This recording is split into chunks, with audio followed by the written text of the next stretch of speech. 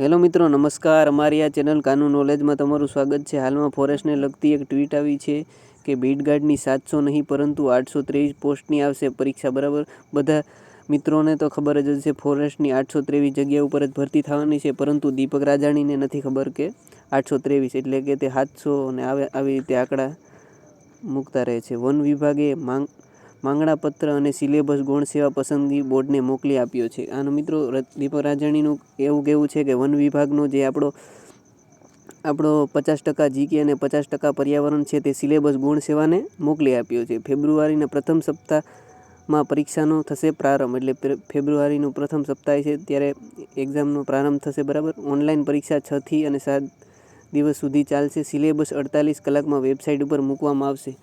હવે આમાં સિલેબસમાં ફેરફાર તો આપણે જોવા જઈએ તો ફોરેસ્ટની ભરતીમાં સિલેબસમાં ફેરફાર તો નહીં થાય, પરંતુ દીપક રાજાણી એમ કહેવા માંગતા હોય કે જે આપણો 50% જીકે અને 50% પર્યાવરણ છે તે સિલેબસ આપણે ગૌણ સેવાને મોકલી આપ્યો છે અને તે પણ વેબસાઇટ ઉપર મૂકવામાં આવશે. કદાચ એ પણ સિલેબસ હોય ને વધારે તો સિલેબસમાં ફેરફાર ન થઈ શકે.